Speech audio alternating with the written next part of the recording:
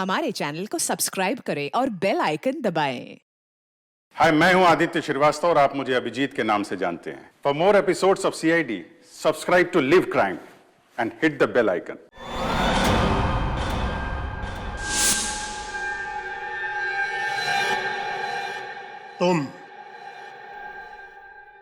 तुम ही मेरा प्यार हो, मेरा जुनून।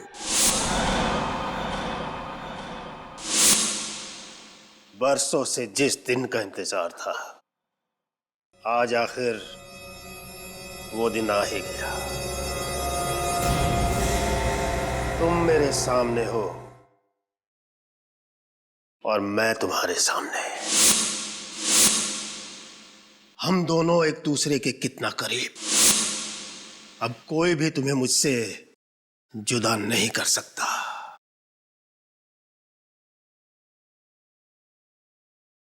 मैं तुम्हें कभी भी अपनी नजरों से दूर जाने नहीं दूंगा, कभी नहीं। नमस्कार, सभी कला प्रेमियों का स्वागत है। मेरे एग्जीबिशन में आने के लिए आप सभी को बहुत बहुत धन्यवाद। खासकर के एसीपी प्रद्युमन और उनकी टीम को, जिन्होंने आज यहाँ आने के लिए अपना समय निकाला। अब मैं इस शहर के जाने माने उद्योगपति और इस फंक्शन के चीफ गेस्ट मिस्टर मुकुल जी से निवेदन करता हूँ कि वो रिबन काटकर इस प्रदर्शनी का शुभारंभ करें। Please welcome. Thank you. आपने मुझे यहाँ बुलाया, ये मेरा सौभाग्य है, पर ये रिबन मैं अकेले नहीं काटूंगा। मैं एसीपी प्रद्युमन के साथ मिलकर इसे काटना चाहूंगा, क्योंकि आप लोगों की वजह से ही हम लोग सुरक्षित हैं। अरे नहीं मुकुल जी, ये रिबन आप ही काटिए। देखिए, हम जो करते हो हमारी ड्यूटी है, फर्ज है हमारा। प्लीज आइए ना, please Mukul ji, please come on, आइए सर।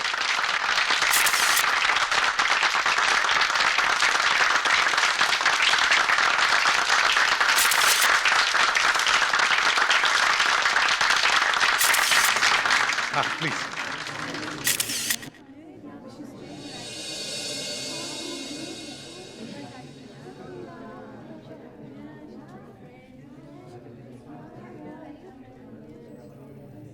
बहुत अच्छी पेंटिंग बनाई है आपने।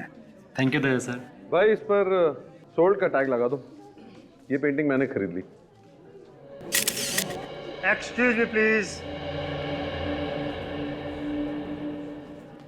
भाई मुकुल जी, अगर आपको एतराज ना हो तो भाई ये पेंटिंग तो हम खरीदना चाहेंगे। प्लीज। भाई जतेन, बहुत खूब। भाई तुम तो मुझसे भी अच्छी पेंटिंग बनाने लगे। विक्रम सर, आप मुझे क्यों शर्मिंदा अरे कर रहे हैं? खुश रहो, आप ही तो मेरी प्रेरणा हो। जीते रहो। इनसे मिलिए, एसीपी प्रद्युमन जी, दया सर और अरे भाई, इन लोगों को कौन नहीं जानता।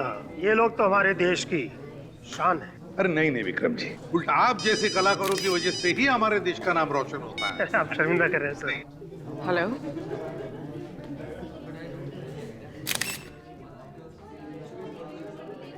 कब?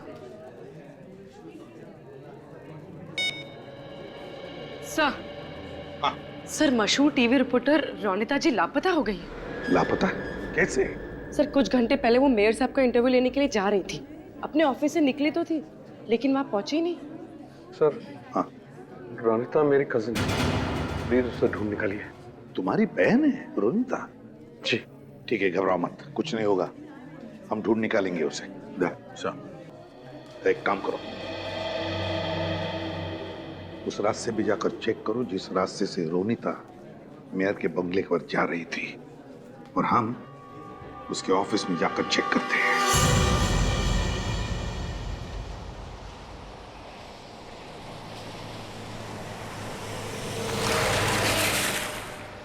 सर हमें रोनिता जी के ऑफिस से निकले हुए 40 मिनट हो गए। वो मेयर साहब से मिलने यहीं से गई होंगी, लेकिन उनकी गाड़ी अभी तक दिखाई नहीं दी। वही समझ में नहीं आ रहा पूर्वी, ये रोनिता जी गायब कहाँ हो गई?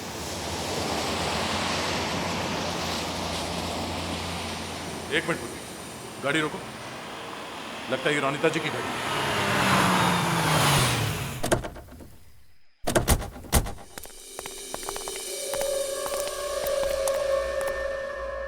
सर गाड़ी के अंदर तो कोई भी नहीं है और आसपास भी कोई नहीं है।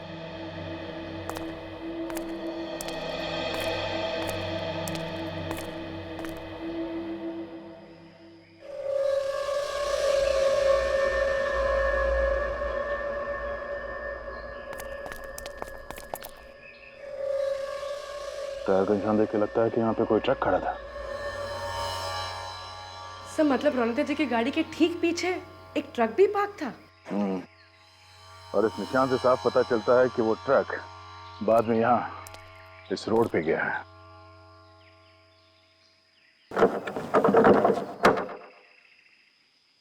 तो रास्ता तो बंद है।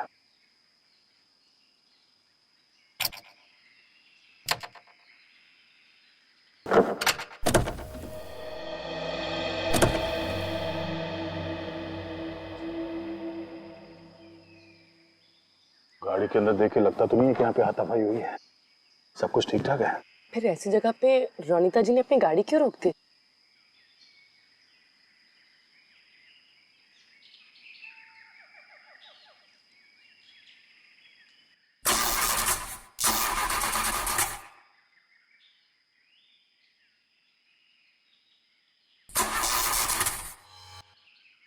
हाँ, रोनिता जी की गाड़ी खराब हो गई थी, इसलिए मजबूरन उन्हें गाड़ी यहाँ छोड़नी पड़ी। सर हो सकता है किडनैपर उनका ट्रक में पीछा कर रहा हो।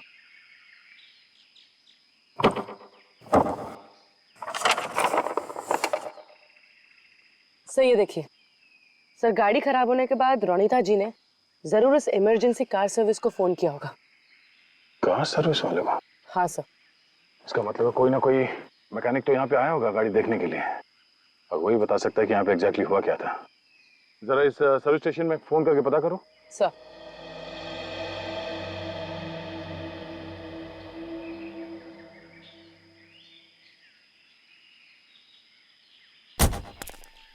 सर उनका कहना है कि रोनिता जी की गाड़ी को चेक करने के लिए एक नरेश नाम का मैकेनिक आया था और उसने अभी तक सर्विस सेंटर को रिपोर्ट नहीं की। नरेश? चीफ एडिटर,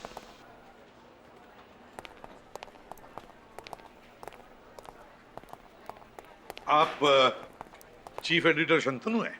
जी सर, मैं ही हूँ। मैंने ही आपको फोन किया था सर। ओके। देखिए शंतनु जी, हम रोनिता का टेबल चेक करना चाहते हैं। Okay sir. गार्गी ले जाओ। जी सर। Ready? सर आप इधर हैं। शंतनु जी, क्या लगता है आपको, वाकई रोनिता का किडनैप हुआ है? हाँ सर। अच्छा, किसने किया होगा ये? किसी पर शक है आपको? पता नहीं सर, वैसे रोनिता तो एक बहुत ही होशियार और निडर रिपोर्टर थी। उसने कई हाई प्रोफाइल लोगों के गैर कानूनी धंधों का पर्दाफाश किया था सर। ओह, समझ में नहीं आता कि किस पर शक किया जाए और किस पर नहीं किया जाए। शंतनु जी एक बात बताइए, ये रोनिता फिलहाल किसकी स्टोरी पर काम कर रही थी? पता नहीं सर, वो अपनी न्यूज स्टोरी तभी बताती थी जब उसका सारा रिपोर्ट तैयार हो जाता था। ओह, सर हाँ हाँ फ्रेडी, ये फाइल देखिए सर। इस फाइल को आखिरी बार 6:20 को मॉडिफाई किया गया था। और रोनिता भी करीब 6:30 बजे ऑफिस से बाहर निकली थी। मतलब रोनिता ऑफिस से बाहर जाने से पहले किसी फाइल पर काम कर रही थी। इस फाइल पर, फाइल खोल के देखा? इस फाइल को खोलने के लिए पासवर्ड चाहिए। उन्होंने इसे लॉक करके रखा है। तो मैंने रोनिता टाइप करके देखा, मगर पासवर्ड कुछ और ही है। पासवर्ड जानती है? सर आप बोल्ड BOLD टाइप कीजिए। पिछले प्रोजेक्ट में जब हमने साथ काम किया था तो उसने अपनी फाइल का पासवर्ड बोल्ड ही रखा था। BOLD। ये पासवर्ड भी गलत है। अब क्या करें सर? कोई तो पासवर्ड होगा ना फ्रेडी, कोई तो पासवर्ड होना ही चाहिए। ये रोनिता की डायरी है? जी सर। शायद इसमें हो सकता है। ये क्या नाम है? AID, Aida? कि ये रोनिता का पेट नेम तो नहीं? फ्रेडी, जरा इसे टाइप करके देखो, AIDA, आइडा।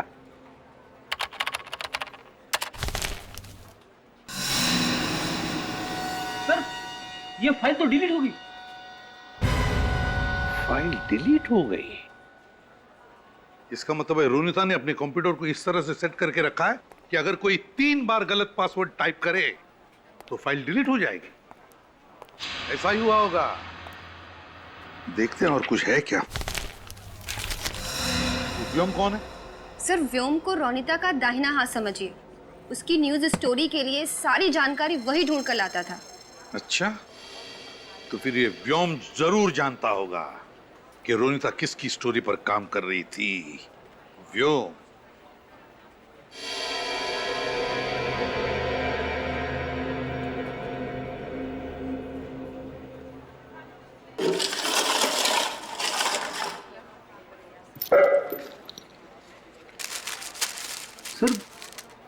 ये तो किसी की फोटो लग रही है। हाँ फ्रेडी, सर रोनिता को मैंने ये फोटोज डस्टबिन में डालते हुए देखा था। उसके बाद वो जल्दी जल्दी में कहीं बाहर निकल गई। अच्छा तो देखे तो सही लगा कर किसकी फोटो है ये।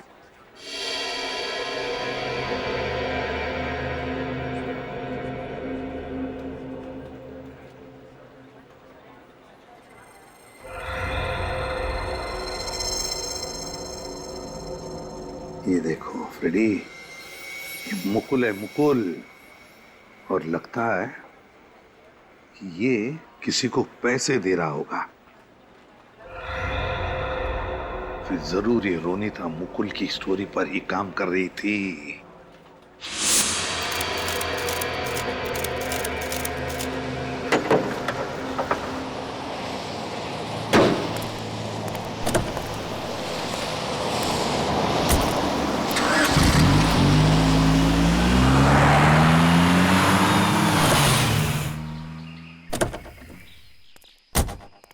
नरेश, जी, हम लोग सीआईडी से हैं। क्या आप ने रोनिता जी का कंप्लेंट कॉल अटेंड किया था? कार नंबर है XC021346। हाँ सर, मुझे ही भेजा गया था। तो क्या तुम मिले थे उनसे? नहीं मैम, मैं जब उनकी कार तक पहुंचा तो वो लॉक करके जा चुकी थी और मैंने उनके मोबाइल पे कॉल भी किया तो फोन स्विच ऑफ आ रहा था। तो क्या ये आपकी ड्यूटी नहीं है कि आप इमरजेंसी सर्विस सेंटर में कॉल करके बताएं कि रोनिता जी कार छोड़ के चली गई?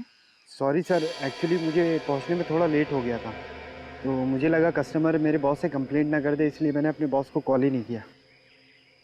अच्छा ये बताओ कि उनकी गाड़ी के आसपास तुमने कोई ट्रक देखा?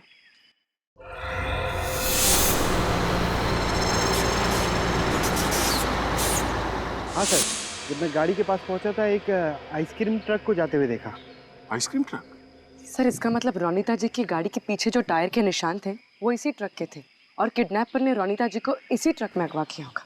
ये आइसक्रीम ट्रक कौन से रंग का था? सर सफेद रंग का था और उस पे जस्ट आइसक्रीम का लोगो भी था। Just ice cream? 3 बजे के बाद किसी भी अपॉइंटमेंट में कैंसिल कर दो, मुझे अर्जेंट काम है। अरे एसीपी सर, आइए बैठिए। रोनिता के बारे में कुछ पता चला? हाँ कुछ राज खुल गए, सोचा कुछ आपसे पता कर लेंगे। क्या कह रहे हैं, मैं समझा नहीं। सब समझ जाओगे फ्रेडी।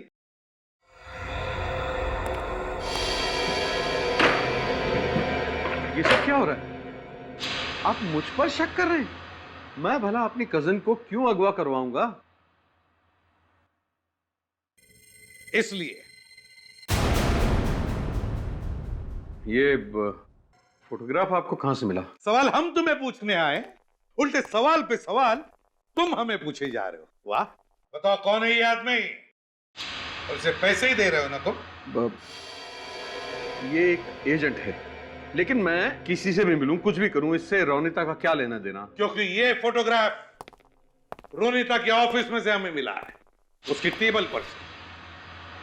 इसका मतलब रोनिता मुझ पर नजर रखी हुई थी, लेकिन क्यों? मुझे तो इस बारे में पता भी नहीं। झूठ बोल रहे हैं आप। आपकी अपॉइंटमेंट डायरी में व्योम का नाम लिखा हुआ है। कौन है ये व्योम? इस व्योम का नंबर तुम्हारे डायरी में कैसे? क्यों? सर ये वो आप मेरी पूरी बात सुन लीजिए। मुकुल जी, तुम्हारे मेहमान बनकर हम तुम्हारे एग्जीबिशन में आए थे, अब तुम हमारे मेहमान बनकर हमारे ब्यूरो में चलिए। इस रोड पर तो हमारा ट्रक कभी जाता ही नहीं है। ये जरूर वही ट्रक होगा जो कुछ दिन पहले चोरी हो गया था। कहां से चोरी हुआ था ट्रक हमारा? ट्रक का ड्राइवर ट्रक को लेकर अपने घर गया था, वहीं पर किसी ने उस पर हमला किया और ट्रक लेकर भाग गया। सर ये उस ट्रक का ड्राइवर है, मोंटू। मोंटू, ये सब कब हुआ, कैसे हुआ, शुरू से बताओ। साहब, मैं ट्रक लेके अपने घर गया था खाना खाने और पीछे से कोई ट्रक में घुसा और मेरे ऊपर वार कर दिया। आपने उसका चेहरा देखा था? नहीं, उसने किसी चीज से वार किया और मैं बेहोश हो गया। अच्छा, उस आदमी के बारे में कुछ और बता सकते हो? साहब, उसके शरीर से मांस की बदबू आ रही थी। मांस की बदबू? Thank you. टीवी रिपोर्टर की किडनैपिंग, आइसक्रीम ट्रक की चोरी और किडनैपर के शरीर से मांस की बदबू, सारे कड़ियों को जोड़ना होगा। बताओ मुकुल, अपनी बहन रोनिता को किडनैप करके कहां रखा है तुमने उसे? सर मैंने रोनिता को किडनैप नहीं किया। इनफैक्ट जब ये खबर मिली मैं तो आप ही के साथ था एग्जीबिशन में। क्या चाल चली है तुमने मुकुल जी? हाँ? हमारे साथ रहकर तुमने अपनी बहन को किडनैप करवा लिया ताकि तुम पर कोई शक ना करे, है ना? पर सर मैं रोनिता को क्यों किडनैप कराऊंगा? क्योंकि आप बड़े बड़े टेंडर रिश्वत खिला के पास करवाते हैं और रोनिता इस बात को दुनिया के सामने लाना चाहती थी, इसलिए। क्यों? है ना ये सच? हाँ ये सच है कि टेंडर पास करवाने के लिए मैं थोड़ी बहुत हेरा फेरी करता था, पर रोनिता इस बात को जानती थी, मुझे पता नहीं था। फिर तो आप व्योम को भी नहीं जानते होंगे। कौन व्योम? व्योम, वही व्योम जो तुम्हारे काले कारनामे तुम्हारी बहन रोनिता को बताता था और जिसका फोन नंबर हमें तुम्हारे ऑफिस से मिला, वो व्योम। ओके, मैं मानता हूं कि मैं व्योम को जानता हूं। मेरे अलावा दूसरे जिन लोगों ने टेंडर्स भरे हैं उनकी कॉपीज चुराकर मुझे लाकर देता था, पर यही बातें वो रोनिता को भी बताता था, मुझे पता नहीं था। अच्छा, नहीं मालूम? पूर्वी, जरा व्योम को फोन लगा। सर। विनीत, उस आइसक्रीम के ट्रक ड्राइवर से कुछ पता चला? सर वो ड्राइवर कुछ देख तो नहीं पाया, लेकिन हाँ उसने इतना जरूर बताया कि जिस आदमी ने उसके ऊपर हमला किया था उसके शरीर से कुछ मांस और मटन की बू आ रही थी। मांस मटन की बू आ रही थी, इसका मतलब है ये आदमी जरूर वहीं पे काम करता होगा जहां पर मांस मटन का पैकिंग होता है। जरा मैप निकालो।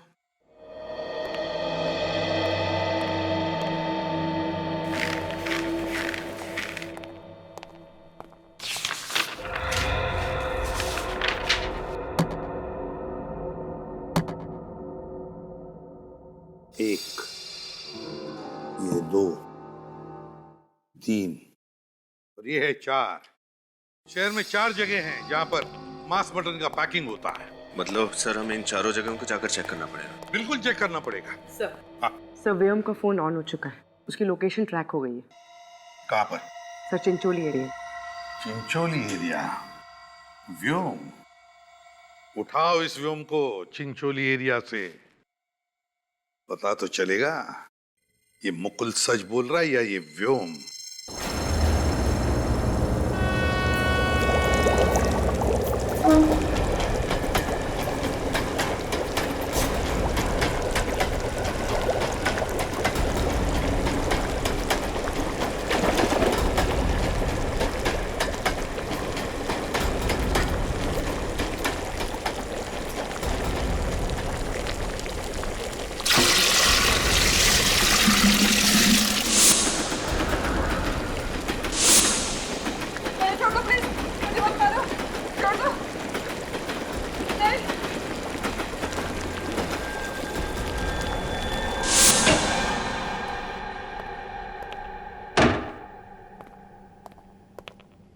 व्योम जी। जी आप लोग? सीआईडी, रोनिता जी के बारे में आपसे कुछ बात करनी है। रोनिता? कौन रोनिता?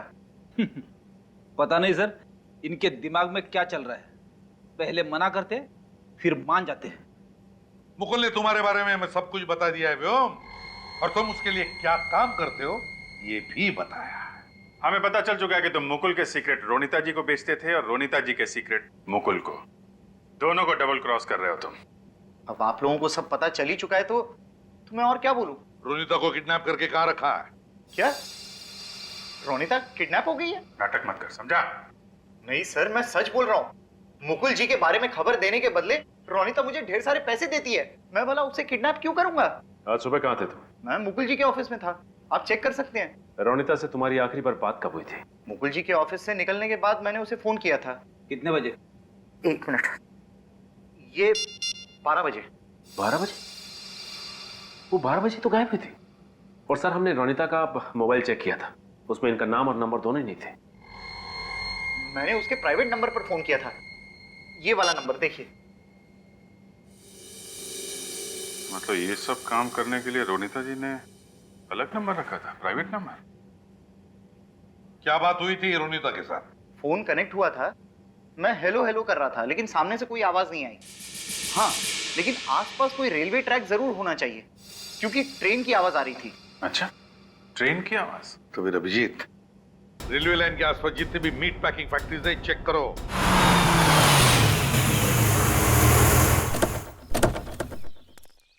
ये आइसक्रीम ट्रक तो यहाँ पर है। इसी में रोनिता जी को किडनैप किया गया था। इधर ही होनी चाहिए।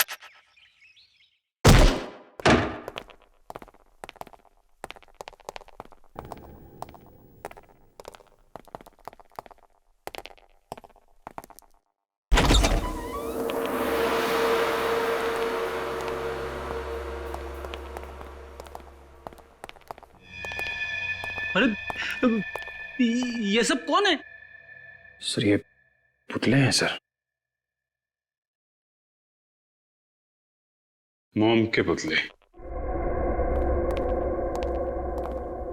बाहर आइसक्रीम का ट्रक,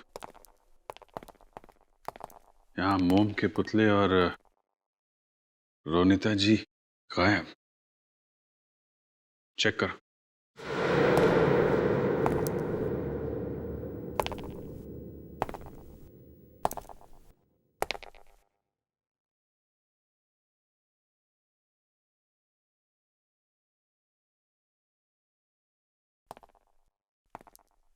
अरे बाप रे, मुझे तो बहुत डर लग रहा है।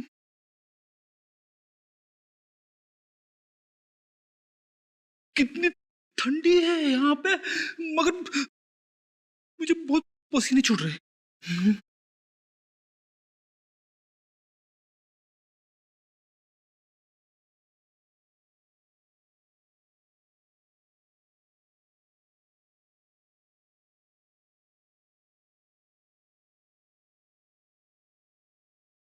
ये तो रोनिता जी जैसा दिखने वाला पुतला है। सर क्या बन? देखिए सर। अरे रोनिता इतनी फेमस हो गई कि लोग उसका पुतला बनाने लगे। नहीं फ्रेडी, इस पुतले में कुछ खास बात है। ये पुतला बाकी पुतलों से अलग है।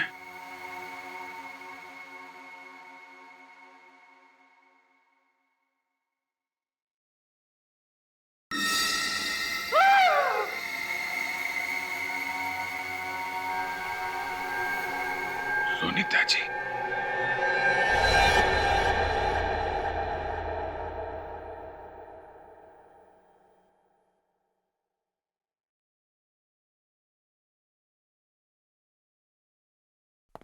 जी डॉक्टर साहब, क्या लगता है? अभिजीत, खूनी ने पहले इस बेचारी रोनिता के पूरे शरीर पर खौलता हुआ मोम डाला, उसके बाद अपनी कारीगरी दिखाई। मौत कैसे हुई रोनिता जी की? अभी तो इसके शरीर को मोम से बाहर निकाला है। मौत कैसे हुई जानने के लिए तो इसकी बॉडी को फॉरेंसिक लैब ले जाना पड़ेगा। सर ये राजू है, इस गोडाउन की देख रेख यही करते हैं। राजू,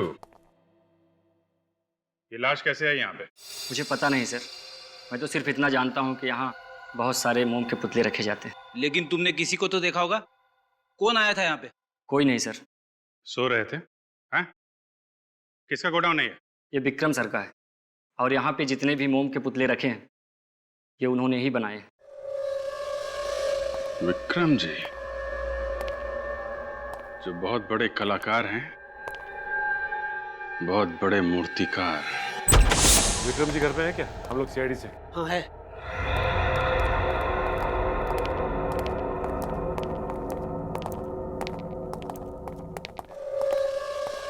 कहिए सर, मैं आपके लिए क्या कर सकता हूँ? तुम्हारे वर्कशॉप में विक्रम जी हमें रोनिता जी की लाश मिली है। लाश?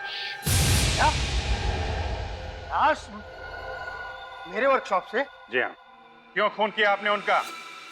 तुम्हें क्या लगा किसी को पता ही नहीं चलेगा कि वो मोम का पुतला नहीं, एक औरत की लाश है जिस पर मोम की परत चढ़ी हुई है? बताइए, क्यों किया इतने बेदर्दी से खून? मैंने रोनिता जी को नहीं मारा सर। मैंने जानता कि रोनिता जी की लाश का पुतला बनाकर किसने और क्यों मेरे वर्कशॉप में रखा। सर मैं तो पिछले कई दिनों से अपने वर्कशॉप में गया ही नहीं सर। आप लोग चाहें तो वहां जाकर पूछताछ कर सकते हैं सर। मैं रोनीता जी को जिंदगी में कभी मिला तक नहीं सर। अब मेरा उनसे कोई संबंध ही नहीं, मैंने तो सिर्फ उनको टीवी पर देखा है बस। चलो मान लिया विक्रम जी कि तुम रोनीता जी को जानते ही नहीं थे, लेकिन एक बात तो बता सकते हैं कि उनकी लाश से बना ये मोम का पुतला तुम्हारे वर्कशॉप में कैसे? वो मैं नहीं जानता सर। हाँ सर, एक बात है, कल सुबह मेरे वर्कशॉप के सब पुतले एक प्रदर्शनी के लिए ले जाए जाने वाले थे। क्या कहा? प्रदर्शनी में? हाँ सर। अभिजीत, इसका मतलब है कि ये खूनी अपना जुर्म छुपाना नहीं चाहता। वो चाहता है कि रोनीता जी की लाश से बना मोम का पुतला पूरी दुनिया देख सके। यार साळुंखे, क्या इसकी मौत जहर से हुई थी? नहीं बाप, बिल्कुल नहीं। मगर सर, इनके बॉडी पे तो कोई निशान भी नहीं है, तो फिर इनकी मौत हुई कैसे? रोनीता जी की मौत दम घुटने की वजह से हुई। दम घुटने की वजह से? हाँ, मतलब सर खूनी ने पहले रोनीता की सांसें रोक दी, उसके बाद इसके शरीर पर गर्म मोम डाला। नहीं विनीत, जब रोनीता जी पर गर्म मोम डाला गया उस वक्त ये जिंदा थी। जब इस पर खौलता हुआ मोम डाला गया तब ये जिंदा थी? हाँ। यार साळुंखे, ये तू किस बेसिस पे कह सकता है? ये देखो, चमड़ी जगह जगह से जल गई है। सिर्फ इतना ही नहीं सर, हमें रोनीता के खून में से नींद की दवा मिली है। इसलिए लगता है कि खूनी ने पहले इसे दवा देकर गहरी नींद में सुला दिया और उसके बाद खौलता हुआ मोम इसके शरीर पर डाल दिया। और वो गरम गरम मोम जब इनके शरीर पर पड़ा तो इनकी चमड़ी जल गई, और बाद में वही मोम जब ठंडा हो गया तो इनके पूरे शरीर पर मोम की एक मोटी परत, एक लेयर जम गई। सर, और इसकी वजह से रोनीता का दम घुट गया? हाँ। खूनी ने बेचारी पर खौलता हुआ मोम डाल दिया ताकि एक खूबसूरत सा पुतला बने और फिर लोग इसे एग्जीबिशन में देख सकें। सर, इसका मतलब खूनी एक ऐसा आदमी है जो मोम से पुतले बनाने की कला को जानता है। विक्रम के बारे में क्या पता चला? तो विक्रम का हमारे पास कोई क्रिमिनल रिकॉर्ड नहीं है। क्या? विक्रम का कोई भी क्रिमिनल रिकॉर्ड नहीं? एसीपी प्रद्युमन या क्या? ठीक, हम पहुंचते हैं। क्या हुआ सर? प्रसिद्ध लेखिका शर्मिला जी गायब हो गई है। मैं ही शर्मिला का पति हूँ। आप ही ने फोन किया था हमें? जी हाँ, शर्मिला अचानक गायब हो गई, तब से मैं बहुत टेंशन में हूँ। देखिए राकेश जी, आप टेंशन बिल्कुल मत लीजिए, आपकी पत्नी शर्मिला जी को हम ढूंढ निकालेंगे। अच्छा ये बताइए कि आपकी पत्नी शर्मिला जी कब गायब हुई थी? सर, वो मॉर्निंग वॉक के लिए निकली थी। आपकी पत्नी हर रोज मॉर्निंग वॉक करने जाती है? जी हाँ। तो फिर उनके गायब होने की खबर आपने हमें पहले क्यों नहीं दी? सर, ऐसा है कि शर्मिला एक कामयाब लेखिका है।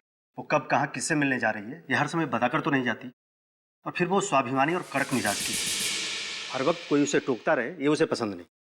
लेकिन जब वो नहीं आई तो मुझे चिंता होने लगी कि वो कहीं कोई मुसीबत में तो नहीं है। तो फिर आपने शर्मिला जी को फोन करने की कोशिश नहीं की? कई बार फोन किया लेकिन उसका फोन स्विच ऑफ बता रहा है। मिस्टर राकेश, आपकी पत्नी की किसी के साथ बहस वगैरह हुई थी? देखिए सर, वो सिर्फ किताबें या कहानियां नहीं लिखती, वो एक क्रिटिक भी है। वो अखबार में कला के बारे में, फिल्म के बारे में, सामाजिक मुद्दों के बारे में भी लिखती है। उसे किसी का डर नहीं, जो सच है वो अपने अखबार में लिखती है। और जाहिर है कि इस बात से काफी लोगों को प्रॉब्लम भी होगी। बिल्कुल, उसका लेख पढ़कर बड़ी बड़ी हस्तियां नाराज हो जाती हैं। ये शर्मिला जी हाल ही में कुछ खास करने वाली थी? जी हाँ सर, वो अपने नई किताब के लॉन्चिंग फंक्शन में जाने वाली थी। ओह, पहली बार तो वो खूनी अपनी मोम की कारीगरी को एग्जीबिशन तक नहीं पहुंचा पाया, लेकिन इस बार वो जरूर कोशिश करेगा कि उसका अधूरा सपना पूरा हो। अच्छा ये बताओ कि ये बुक लॉन्च का फंक्शन कहाँ होने वाला है? सर, शर्मिला जी की बुक लॉन्च की तैयारी चल रही है। मतलब वो किडनैपर कभी भी यहाँ पे आ सकता है। एक्सक्यूज मी, हम लोग सीआईडी से हैं। क्या बात है आपका? यहाँ पे कितने लोग काम करते हैं? 7-8 लोग। और आप इन सबको जानती हैं? जी हाँ, मेरी मैनेजमेंट कंपनी के लोग हैं। ठीक है, कोई अनजान आदमी या औरत दिखे तो हमें तुरंत इन्फॉर्म करना, ठीक है? Sure sir. Madam, madam, madam जल्दी इधर आइए। मैडम जल्दी इधर आइए। सर ये देखिए सर, क्या हो गया? तो दूर खड़े हो जाओ।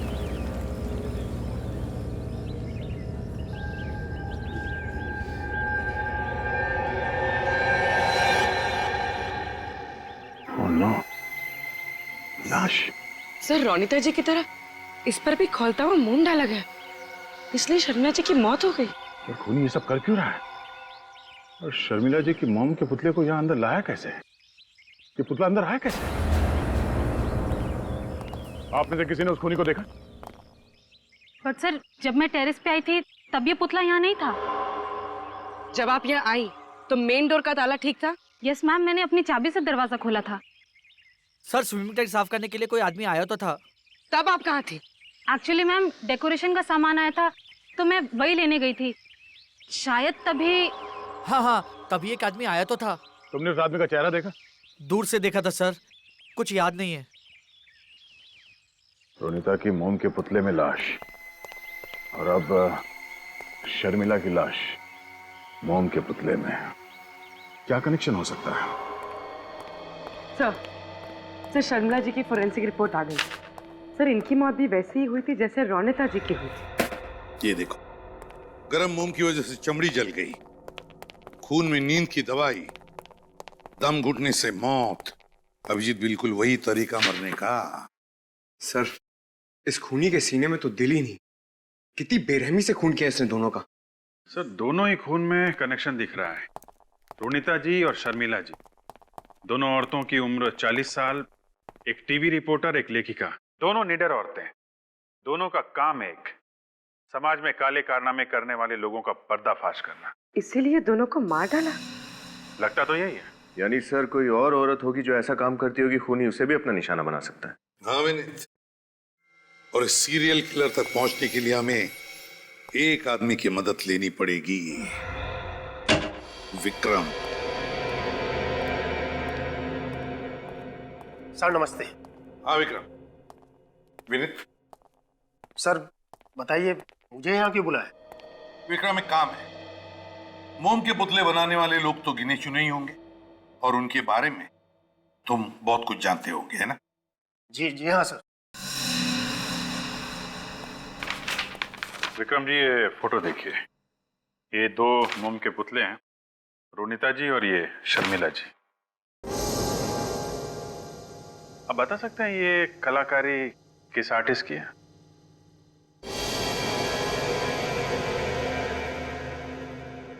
सर दोनों पुतले एक ही कलाकार के बनाए हुए हैं।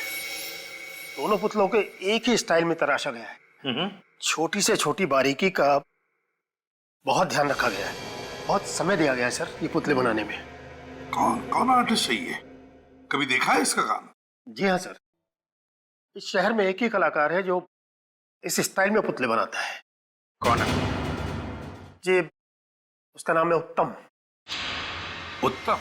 ये झूठा इल्जाम है मुझ पर। मैं तो इन दोनों औरतों को जानता तक भी नहीं। मैं क्यों इनकी जान लूंगा? मैं क्यों इनके मोम के पुतले बनाऊंगा? मिस्टर उत्तम, ये जिस तरीके से मोम के पुतले बने, ये लेयरिंग, ये ड्रेपरी का स्टाइल, ये आपका नहीं है। मैं मानता हूं कि ये लेयरिंग और ड्रेपरी का स्टाइल मेरा ही है, लेकिन मेरे स्टाइल में कोई और भी तो काम कर सकता है। मैं साबित कर सकता हूं। अच्छा, कौन बना सकता है? कौन है वो आदमी?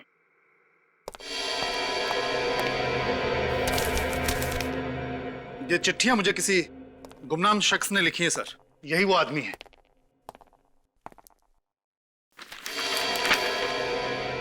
तुमसे अच्छा कलाकार तो मैं हूं, लेकिन तुमसे अच्छा नसीब मेरे पास नहीं है। बहुत इंतजार कर लिया, अब नहीं। इस पे ना तो किसी का नाम लिखा है, ना ही कोई पता लिखा है। अब मेरी कला का प्रदर्शन होगा, और तुम्हारे बनाए गए मोम के पुतलों से कहीं अच्छे और सच्चे दिखेंगे मेरे मोम के पुतले। तुम्हें 3 साल लगे, लेकिन मुझे सिर्फ 3 हफ्ते लगेंगे अपनी कारीगरी दुनिया के सामने लाने में। सिर्फ 3 हफ्ते। ये बात तो तय है कि ये चिट्ठी लिखने वाला आदमी ही खूनी है। यही वो कलाकार है जिसने रोनिता जी और शर्मिला जी को मारा और उनके मोम के पुतले बनाए। उत्तम जी, आपका ऐसा कौन सा कॉम्पिटिटर है जो इस हद तक गिर सकता है? ऐसा तो कोई मुझे याद नहीं आता सर। किसी पे शक है आपको? जी नहीं सर। हाँ सर, इस खत में लिखा है तुम्हारा करियर खत्म हो जाएगा बबलू। आपका नाम बबलू है क्या? कॉलेज में मुझे बबलू कहते थे। कौन से कॉलेज में पढ़ते थे आप? के कॉलेज ऑफ आर्ट्स। के कॉलेज ऑफ आर्ट्स। वहीं से पता चलेगा कि और कौन कौन स्टूडेंट्स थे जो इनके साथ मूर्ति कला सीख रहे थे। नमस्ते सर, हम लोग सीआईडी से। ओह, मेरे सेक्रेटरी ने बताया था कि किसी केस के सिलसिले में आपको कुछ पूछताछ करनी है मुझसे। दरअसल 2 औरतों का खून हो गया है। किसी ने उनके शरीर में गरम गरम मोम डाल के उनका खून कर दिया और उनके पुतले बना दिए हैं। ऐसा वहशीपन कौन कर सकता है? आप उत्तम नाम के स्टूडेंट को जानते हैं? उत्तम? हो, बबलू। हाँ, वो 2005 के बैच में था। 2005? प्रिंसिपल साहब, उस बैच के जितने भी स्टूडेंट्स थे हमें उनकी लिस्ट चाहिए, और खास तौर पे वो लोग जो मोम के माध्यम में काम कर रहे थे। देखिए, बहुत पुरानी फाइल है, मैं कोशिश करके आपको भिजवाता हूं।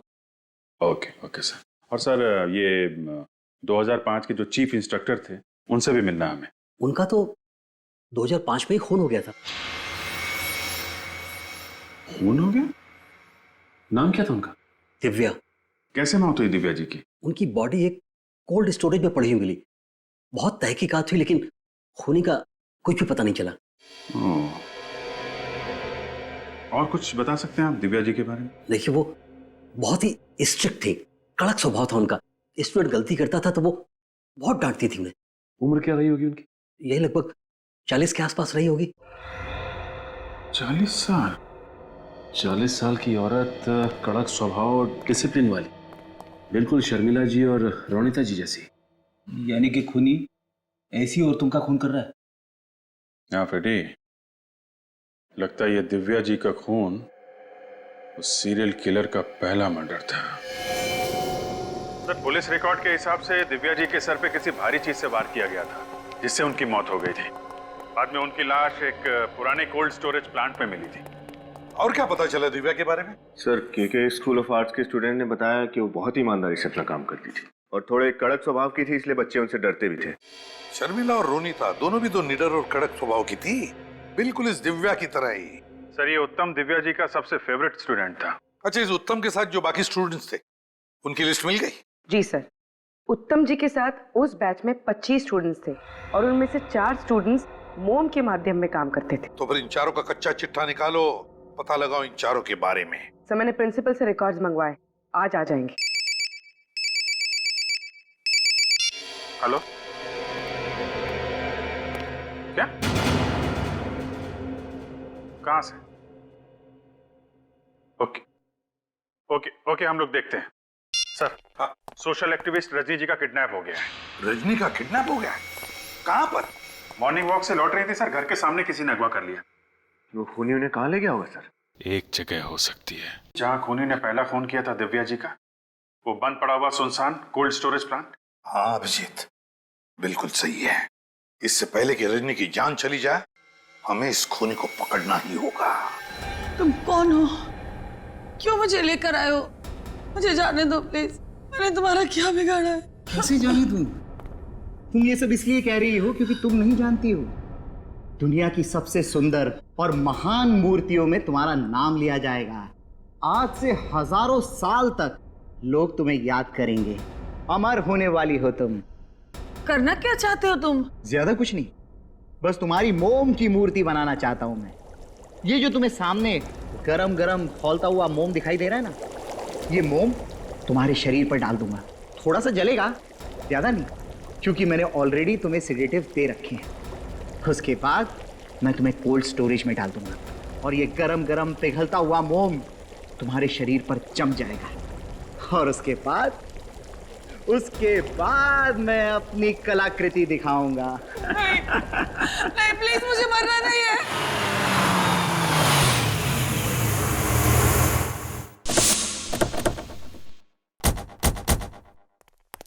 यही है वो पुराना कोल्ड स्टोरेज, संभाल के। मोम भी सही तापमान पर गर्म हो गया है। नहीं, मुझे नहीं मरना है, छोड़ दो मुझे।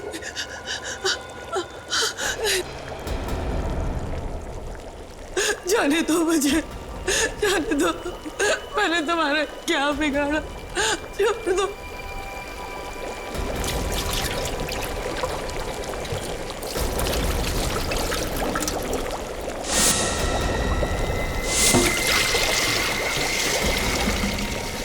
जाने दो, भगवान के लिए छोड़ दो मुझे। तुम ऐसा नहीं कर सकते। नहीं, नहीं, मुझे जाने दो मुझे। शुभ काम के समय रोया नहीं करते, हंसो, मुस्कुराओ। अरे मुस्कुराओ, तुम्हारे अमर होने का समय आ गया है। तुम मेरी सबसे खूबसूरत कृति होगी और तुम्हारी मूर्ति की नुमाइश मैं नेशनल म्यूजियम में करूंगा।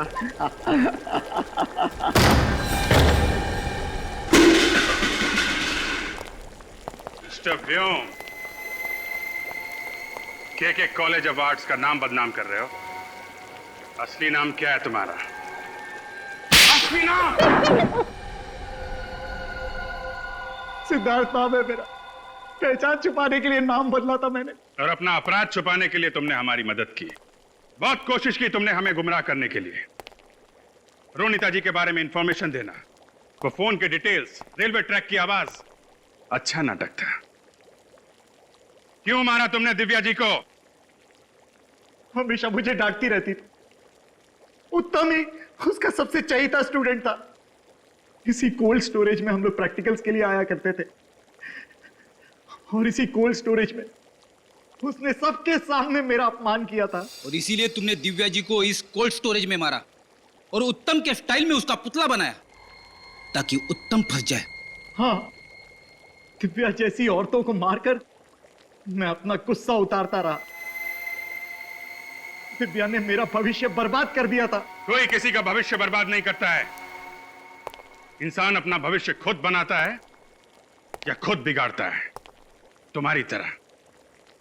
फांसी होगी तुम्हें, फांसी।